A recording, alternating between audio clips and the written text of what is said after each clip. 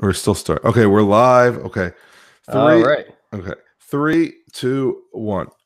Hello, everyone. Welcome to Security Podcast on the In30 Network. This is episode 193. My name is Haim Cohen, not to be confused with the other Haim Cohen, and not to be confused with the other Haim Cohen that apparently exists. I don't know. How many Tom Websters are there?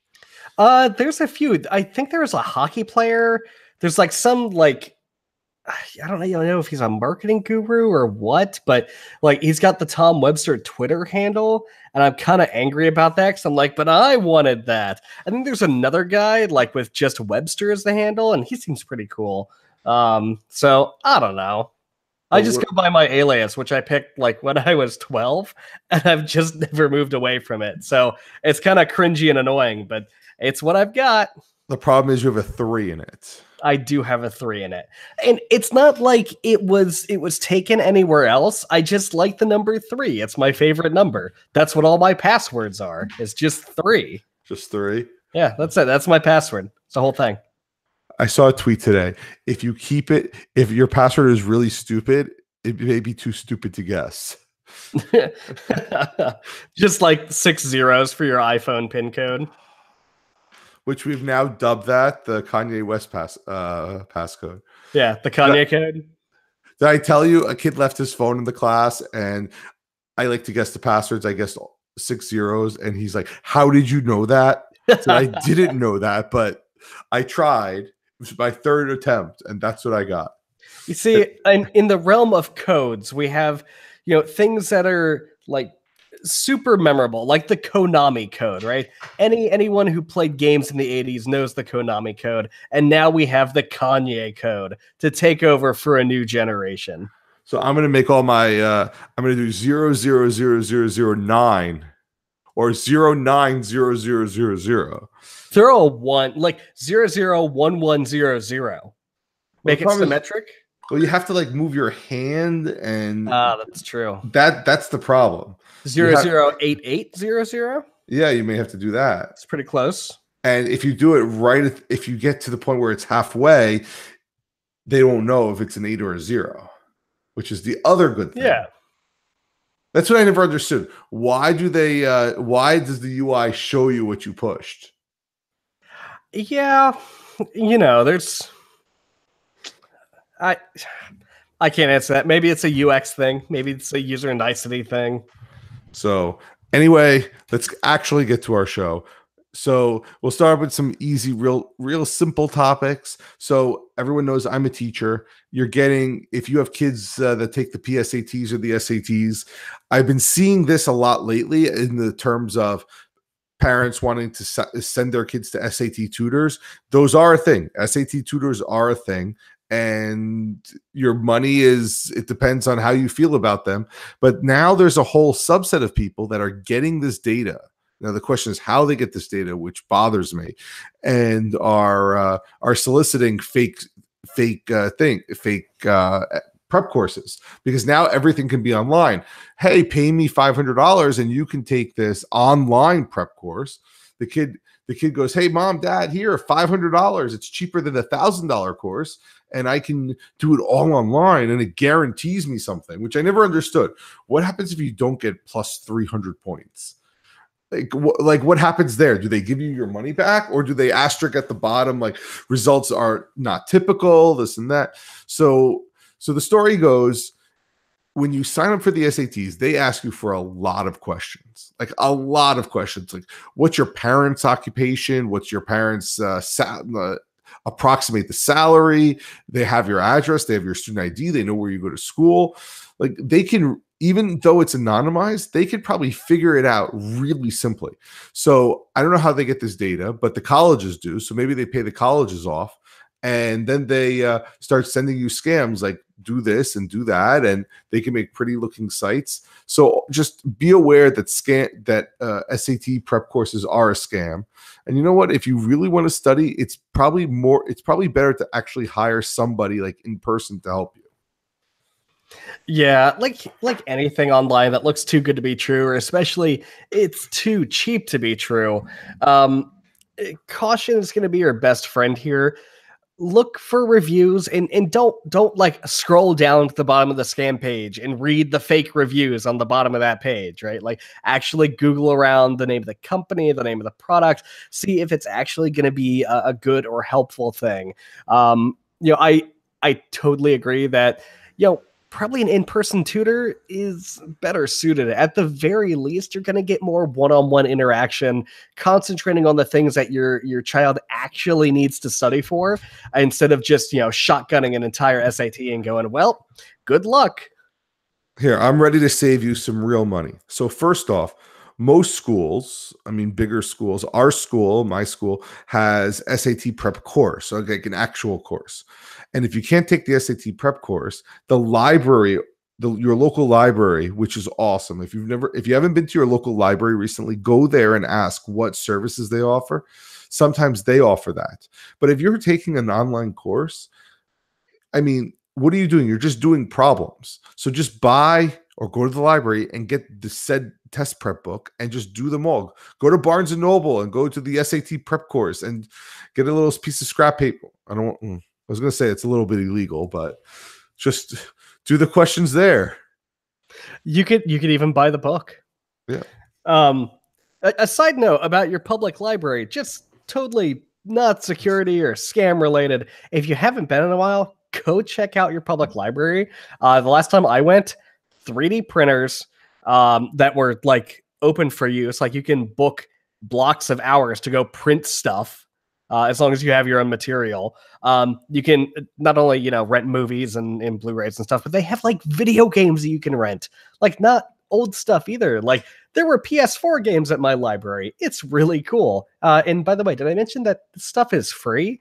You pay for it in your taxes, and libraries are pretty rad. And if you really want to hear about privacy, talk to a librarian. Like they literally know nothing about who you are. Because the FBI does raid. The first thing they do is they try to get the library information of the person to see what books they were reading before they do something. And the libraries are onto this. So they all they know is how much you owe them. That's literally it. So my library, when I was getting a card recently, right after I moved here, they actually said when you're signing up for the library card, they've got a big checkbox that says, I authorize the library to keep this information, and then a big warning under it. If the library keeps this information, it can be used by law enforcement. Don't check this box, and we will keep everything about you secret, and completely throw away any data about your usage here. Which is great. And the librarian actually was up to date on privacy issues, security, keeping information out of the hands of the powers that be. I mean, really, libraries are legitimately a bastion of privacy. I know several libraries, my local one doesn't, but several libraries actually install specific Tor browsing machines for super anonymized browsing. Really cool stuff. And I mean, we did our podcast from my library over there. So there's a bunch of stuff. But anyway, back to the scams. When you take your PSATs or SATs or any of these tests, they are asking for data because they're trying to sell the data. They anonymize it, all this other stuff. But I didn't think this was a big deal, but apparently the FTC, we're linking an FTC site, says, yeah, just pay attention to it. And I think it's the perfect storm of kids don't understand how to research correctly at this age, 10th grade, so 16. The parents want them to do better. They see, add 300 points, whatever that means, and it's cheaper than the others and all this other stuff. So it's that perfect storm of it could be legit and it could not be.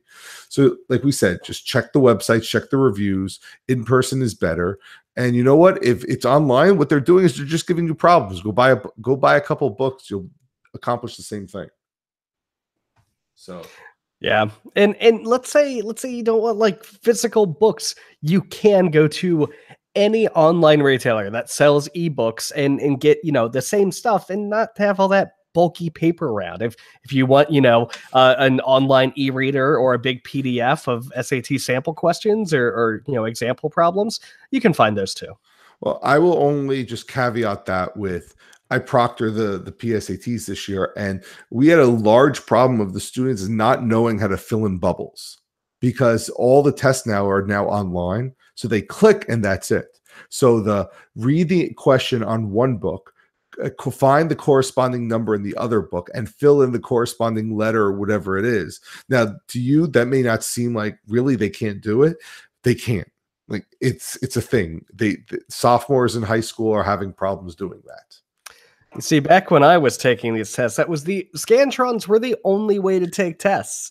But in this modern era where you're clicking radio buttons, yeah, I could see how that skill set goes away. Because Scantron, which is a trademark company, makes a ton of money doing that. And they found a way, well, if we just make it online and have a computer grade it, I mean, that's not that hard to do. As a security aside, someone was actually able to, I'm not sure if this is Scantron or a system like it, but was actually able to buffer overflow one of those systems by filling in multiple bubbles in a very odd way. They weren't trying to pass this test. They didn't care. And was actually able to crash the grading machine and delay grades coming out for a class by about a week. Really cool stuff. I had a Scantron machine in my room, and we did everything to try and fail the Scantron machine. The nickel on the quarter, on the side, the lip balm on down, checking the key, all that other stuff. We couldn't do it. I mean, we didn't try that hard, but we spent a good 2 or 3 days trying to do it. But nice. Because remember, schools have very primitive Scantron machines, so they're just checking the bubbles. So anyway, that's that. Our second story, this is nothing like really earth-shattering, but the New Jersey Cybersecurity and Communications Division has a staying cyber safe while shopping. And we'll just go through it quickly. It's nothing special here, basically telling you, look, scams are prevalent. Just be careful. Just check. First thing, check if the website is secure. We told you that. Look for the lock. Chrome now says secure. And if it's not secure, I think it flashes red. Yeah, it'll say not secure. And if it's not secure, that's really scary because stores won't like to make money. And if they're going to be popped up with not secure, you really shouldn't shop there. Yeah. And now just to warn everyone out there, just because the site has a lock or just because it says secure in your browser doesn't mean the site is legitimate or not a scam. Certificates are free and easy to come by.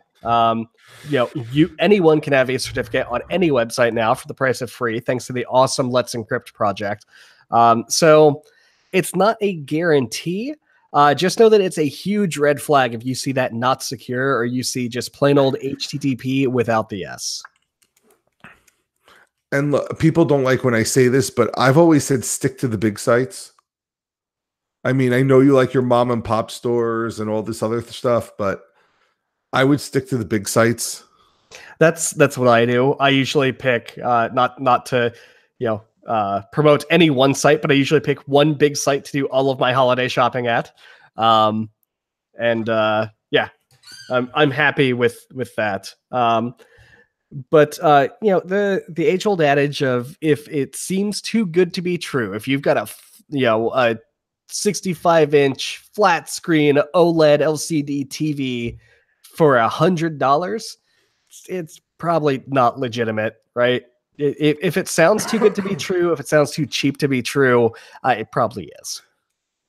So just be aware of that. Mobile apps, apparently every store needs to have a mobile app. I don't like shopping on my phone. I've never liked it. I think it's too small. I'd much rather go to a computer. But apparently shopping on the phone is a big deal. So be aware of the apps that you're downloading. It's probably better to go directly to the store site and bypass the, hey, download our app for this. Because again, why do you need 30 different apps for the same thing? So let's see. Suspicious links. This is a hard one to explain because now with targeting ads, the ads have gotten really good. And you say, hey, I would like that. And all of a sudden you start getting ads for it. And you're saying, now, how do you tell if they're malicious or not? That's now even harder to do. Yeah. Yeah, just trusting the big name websites and stores that you already know isn't a bad idea here. I know we're taking away, mom and pop on the internet web traffic with that, but it's way easier to be like, oh, I know the name of this store. I shop here all the time, and just use that for your holiday shopping rather than trying to vet a totally new venue. It just makes things easier in the long run. It really does. And you could always email them, and that's not always the right answer, but see if they have any customer service. If you're really concerned, call them, see if they have a phone number, because scammers generally don't have phone numbers. But generally, that said, a lot of big name retail sites now make it very hard, if not impossible, to find a phone number. But most of them do have customer service of some kind.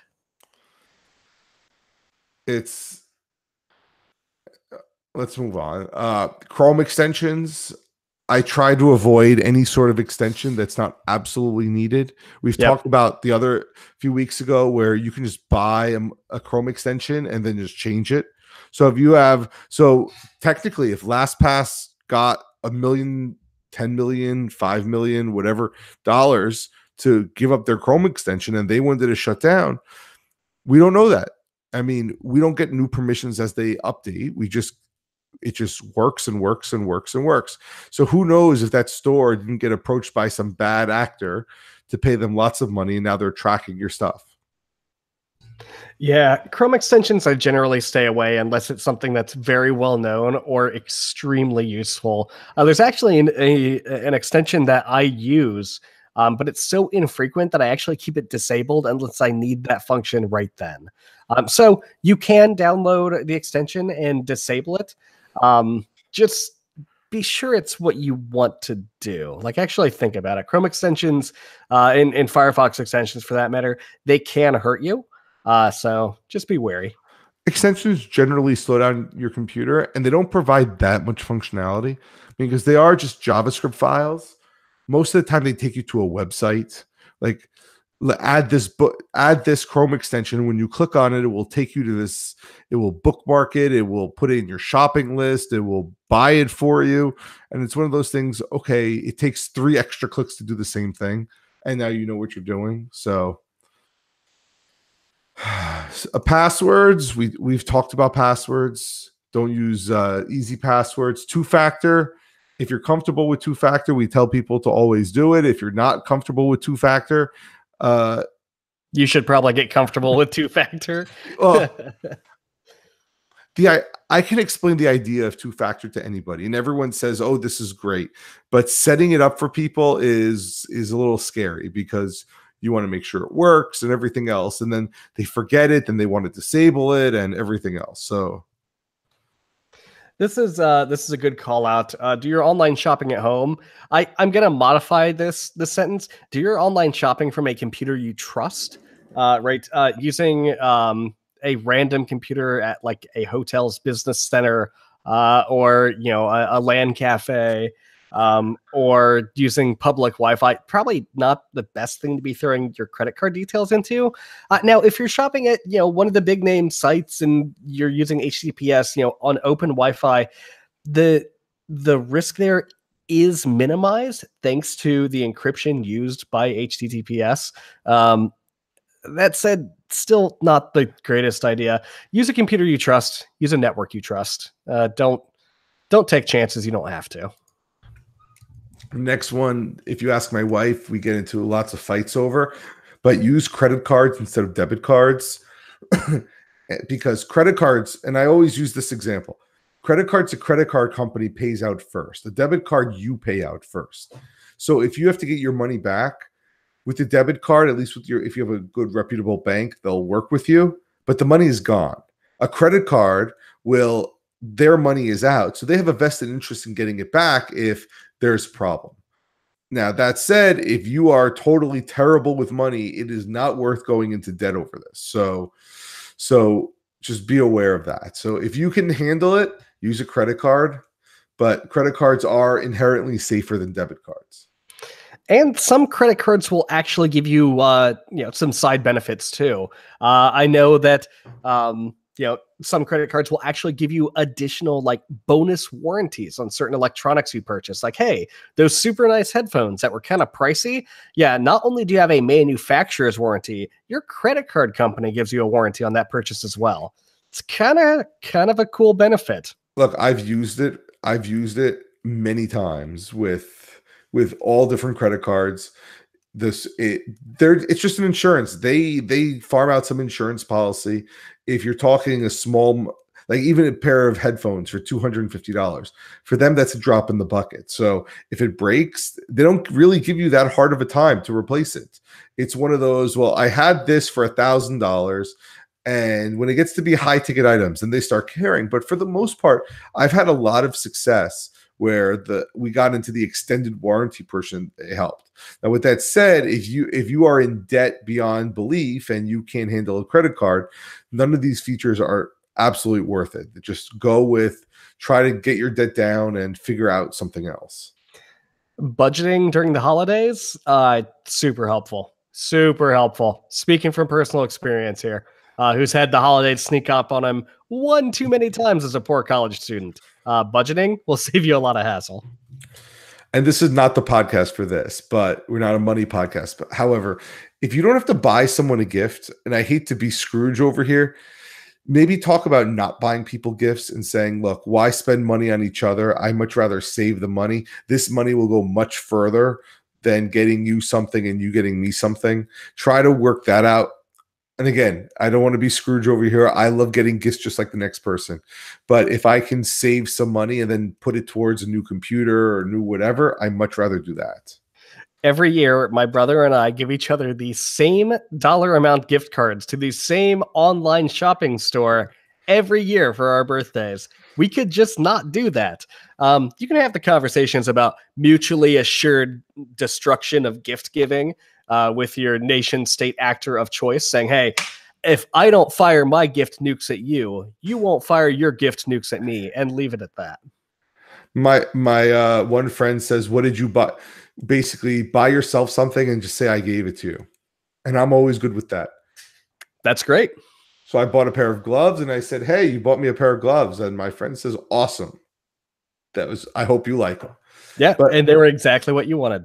So unless you have some like $20 or whatever dollar amount you feel comfortable with, you can agree to that. Don't go into debt on the holidays because you like to give gifts. It's not worth it. We've talked about ATMs. ATMs are hard to. Don't use a shady ATM. I mean, that's the short answer. Try to go to your bank. Try. ATMs are awesome. They're very convenient. Just try and be in a secure, well-lit spot that has a lot of foot traffic, and don't use random ones. We've spoken about that. Yeah, and keep an eye out. Like if you do have to use, an ATM that's not from your bank that could possibly be shady. Maybe you think you have a suspicion. Keep an eye on your accounts for that particular card, because if it has been cloned, if somebody has grabbed your details off your card, they're going to empty out some accounts usually pretty quick. So keep an eye on your statements and make sure to report any weirdness to your financial institution of choice. Which is the next thing. If you have it linked to some push notification, let them push notification every time you spend money. That also may help you budget better if you know you're going to have to swipe that away.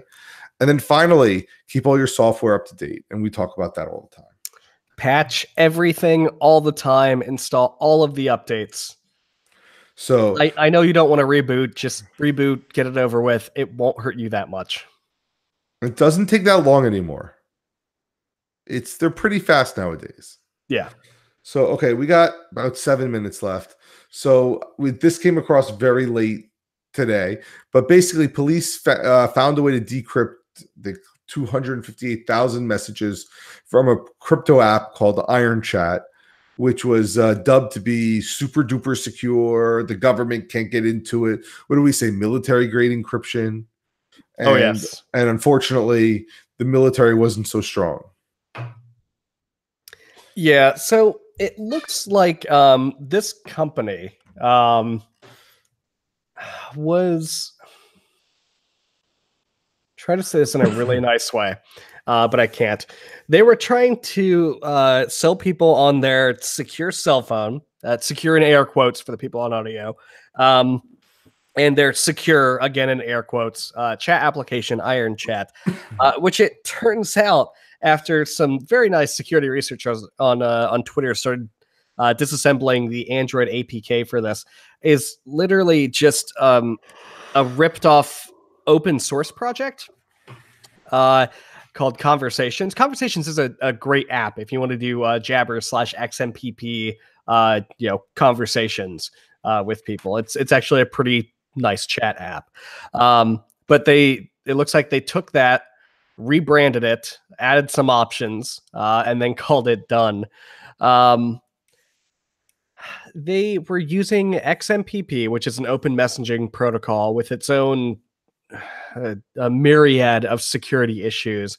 You can ask in our WhatsApp group about the small amount of research I did on XMPP and what a trash fire it is, if you would like. The encryption they were using was OTR. OTR is not the worst type of messaging encryption, but it's certainly not the best. It is far from my first choice when I'm reaching for a secure way to communicate with people. There are better encryption standards, such as OMEMO, that have been layered on top of XMPP. There are a lot of issues with OTR, but it looks like the majority of issues in Iron Chat were due to the way they have implemented this. So the client never checked to make sure that the server they were talking to was the correct one. They never did any server validation.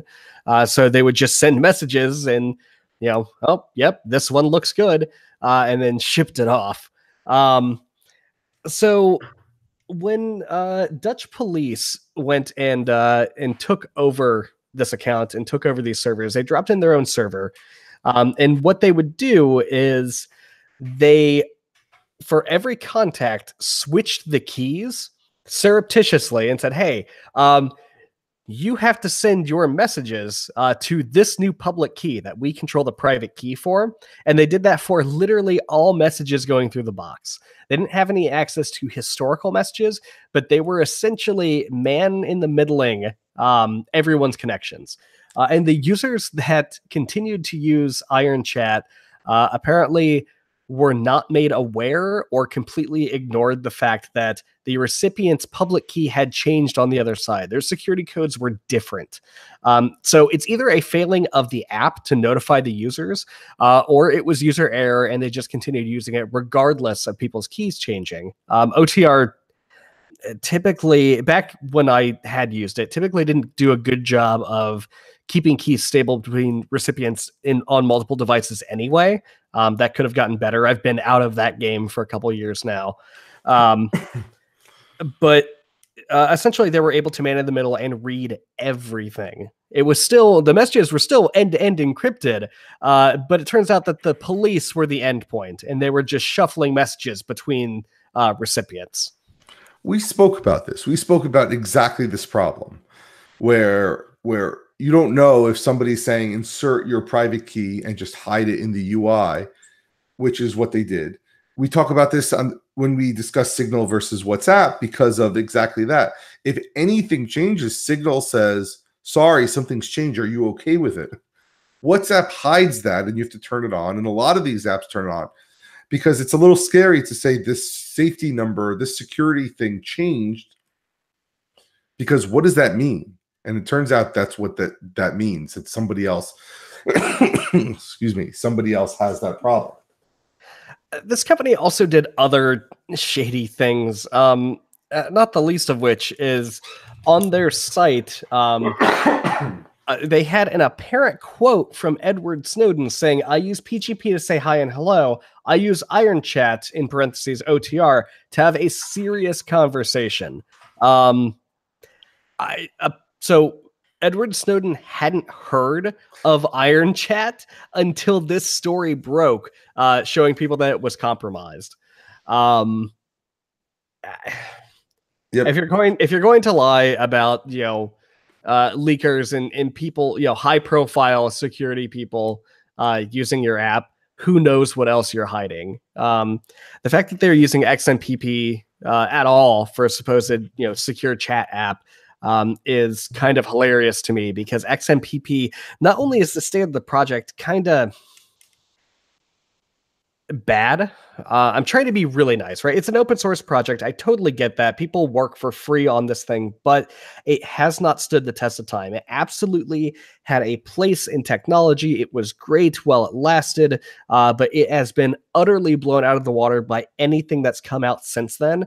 And it just hasn't had a good time keeping up with the times and keeping up with user expectations. The advent of mobile devices and always connected devices and multiple devices for the same account, XMPP has typically had really nasty problems with. They've tried to overcome the shortcomings, but when I tried to build a modern XMPP server, it was just bad. It was an extremely poor admin experience and an even worse user experience. But the fact that they're using this technology and then trying to tout it as secure, it just doesn't bode well. So be careful. Don't use the latest, greatest, oh, this is super secure, this is the best thing ever, you should totally trust this with your life, because chances are it's not. Look, we've always said good security means that somebody has looked at it. Many people have looked at it. They've beaten down on it. It's trusted. There's a ton of reviews, and you go from there. I mean, we've said every time we talk about Signal, we keep on telling you it's open source. You can see the code. You can see what people have said about it. It's not like you have to come through me. And before the show, we were looking to find this app, which we couldn't find. And we found something that basically said, oh, install this third part, do a third party. And that's a huge red flag. All these things are red flags that you should say, that bothers me, that I have to buy this app from, that has to be pre-installed on a phone. Oh, it has to be bought by this person and all this other stuff. A good security app should be at least open, should be open source or at least audited so you can see it. If you're in the mood, or if you have the need for a secure messenger, just use Signal. It's free. It works really well. Yes, it might not tick all of your boxes for multi-anonymous accounts that don't use phone numbers, but right now it's the best thing we have. And I'm sure something else will take its place one day, but right now, that's the right answer. And that's the problem. It's not as pretty, and people said, oh, but I want stickers. Okay, sorry.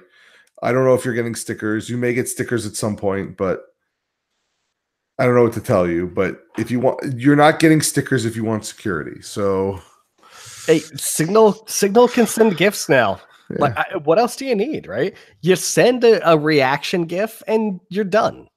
So they're getting better. Talk to them. You can email them. They listen. So if something's not whatever box you're looking to check, email them. See why they haven't done it yet, and go from there. So anyway, with that said, we have run over, but I thought we talked about a lot of good stuff today. So let's end it and let's move on till next week. All right. See you, everyone. Bye, everybody. Stop.